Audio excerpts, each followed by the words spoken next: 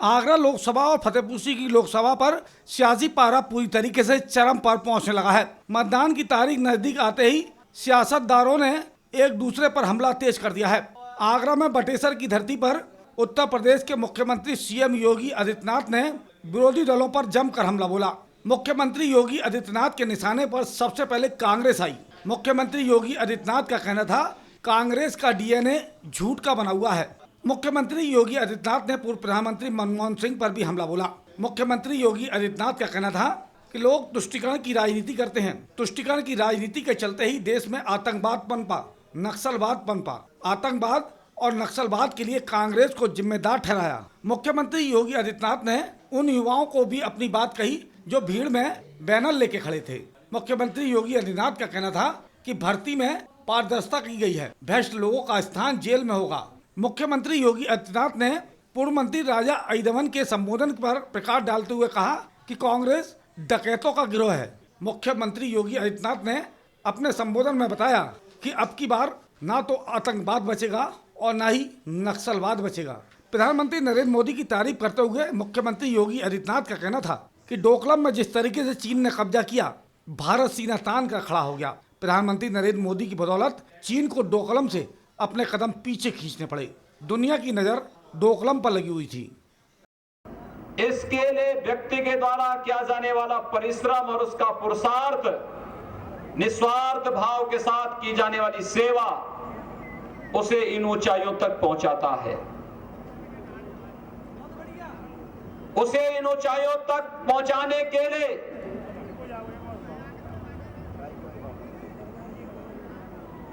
पांच वर्ष तक देश की सेवा जिस निस्वार्थ भाव के साथ श्री नरेंद्र मोदी जी ने की है, यह संकल्प उन्होंने प्रधानमंत्री पद की शपथ लेने के साथ ही प्रारंभ भी कर दिया था। अंतर देख सकते हैं आप भाजपा और कांग्रेस की सरकारों का, भारतीय जनता पार्टी सपा बसपा गठबंधन की सरकारों का। मुख्यमंत्री योगी आदित्यनाथ ने कांग्रेस पर हमला बोलते हुए कहा, कांग्रेसी आतंकवादियों को बिरयानी खिलाते हैं, लेकिन मोदी सरकार आतंकवादियों को गोली खिला रही है। मुख्यमंत्री का कहना था, कांग्रेस का हाथ देशद्रोह के साथ है। ये कांग्रेस के डीएनए का हिस्सा बन चुका है, इसलिए उनसे उम्मीद करना कि वे कहीं अच्छी बात कहेंगे, ये अपने आप में एक बेईमानी होगी। लेकिन डॉक्टर मनमोहन सिंह जी देश के प्रधानमंत्री थे और प्रधानमंत्री के रूप में तब उन्होंने कहा था कि देश के संसाधनों पर पहला अधिकार मुसलमानों का है।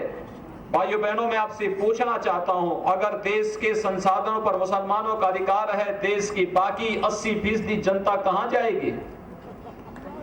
इन कांग्रेसियों से पूछा जाना चाहिए कि देश के विकास के लिए देश की 130 करोड़ जनता के चेहरे पर खुशहाली आवश्यक है। उत्तर प्रदेश सरकार के कैबिनेट मंत्री और आगरा लोकसभा से प्रत्याशी प्रोफेसर एसपी सिंह बघेल ने भी संबोधन किया। प्रोफेसर एसपी सिंह बघेल का कहना था, मोदी के हाथ मजबूत करने के लिए आम जनता को आगे आना होगा। तो ऐसे विदेशियों को एक भी वोट देने की जरूरत नहीं है। अंत में मैं आप सबसे राजकुमार चाहर जो मेरा भाई है, उसके पक्ष में 18 तारीख को होने वाले चुनाव में कमल के सामने वाली बटन दबाने का आपसे अनुरोध कर रहा हूं और माननीय मुख्यमंत्री जी का अपने जिले में हृदय से स्वागत करता हूं और अभिनंदन करता हूं। मैं शरीक रहूंगा आपके कैबिनेट के मंगलवार को। कोई ऐसी मंगलवार को कैबिनेट नहीं हुई है जब आपने उत्तर प्रदेश की जनता के लिए लोक कल्याणकारी कामनाओं को। मुख्यमंत्री योगी आदित्यनाथ की सभा में भारी भीड़ मौजूद थी। धूप के बावजूद लोग मैदान में जमा थे। पंडाल खचाखच भरा हुआ था, सड़कों पर भी लोग मौजूद थे। भीड़ योगी योगी और मोदी मोदी के नारे लगा रही थी। भीड़ को देखकर नेताओं के चेहरे भी चमके हुए नजर आए। जैसे जैसे मौसम की तपिश बढ़ रही है, चुनावी तपिश भी लगातार बढ़ती जा रही है। मतदान की तारीख की उल्टी गिनती शुरू हो गई है। नेताओं ने एक दूसरे पर हमला बोलना तेज कर दिया है।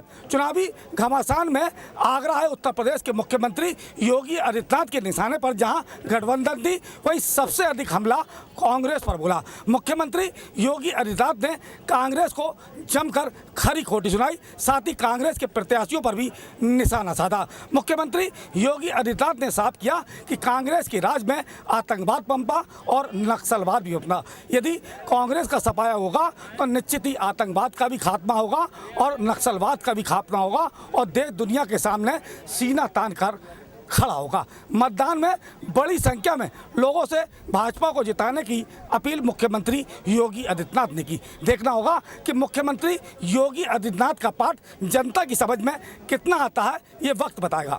अपने साथी अखिलेश दुबे, नीरज परिहार और महेश के साथ राकेश कनौजिया, सी न्यूज़ आगरा।